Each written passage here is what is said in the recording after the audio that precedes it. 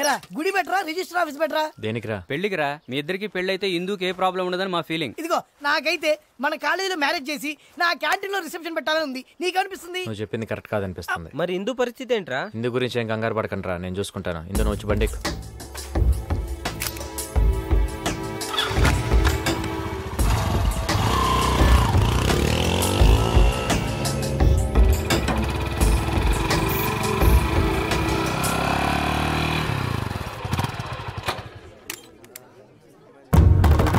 అమ్మాయి గారు sir, sir అమ్మాయి గారు వచ్చేసారు సార్. చూస్తానండి సార్, వచ్చి రిసీవ్ చేసుకోండి.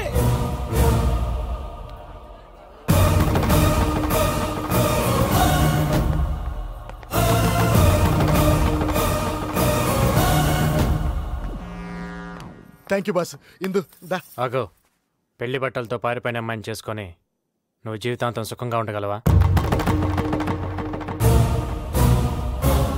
ఉండగలనంటే చెప్పు. ఇందు తన వాళ్ళ కోసం, నేను తన కోసం మా ప్రేమను మర్చిపోతాం. వద్దు బాబు, ఇష్టం లేని పెళ్లి చేసుకుని వీడు, ఆ అమ్మాయిని ఇంట్లో పెట్టుకుని మేము సుఖంగా ఉండలేము. బావా, తన కోసం పారిపోయి వచ్చిన అమ్మాయిని తాళిగట్టి ఇంటికి తీసుకెళ్లకుండా నీ పరువు కోసం ఆలోచించి వెనక్కి తిప్పి తీసుకొచ్చాడంటే ఇంతకన్నా మంచి అల్లుడు నీకెక్కడ దొరుకుతాడయ్యా? ఈ కుర్రాడి ప్లేస్లో నా కొడుకే ఉండి ఉంటే వెనక్కి తీసుకొచ్చేవాడు కాదు. ఇంకేం ఆలోచించొద్దు, వాళ్ళిద్దరికి పెళ్లి చేసి.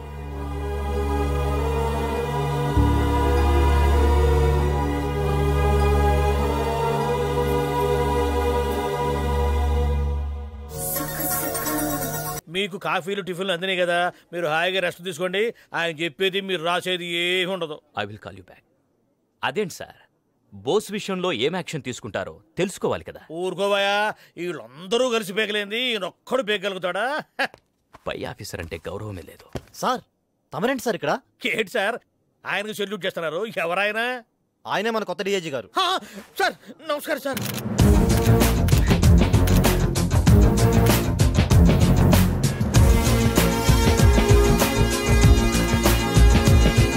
కూర్చోండి కూర్చోండి. Sorry sir. రిలాక్స్. ఏంటి సార్ సడన్ గా ఇలా సర్ప్రైజ్ ఇచ్చారు? నేను అక్కడ కూర్చోబట్టేగా మీరందరూ ఏమనుకుంటున్నారో తెలిసింది. అదే ఇక్కడ కూర్చుంటే బోస్ అంటే నాకు ఇద్దని, ఏం పీకలేనని మాట్లాడతారా? పర్వాలేదు. Thanks for your feedback. What's the next question? ఇంతకీ మీరు ఇప్పుడు ఏం చేయబోతున్నారు?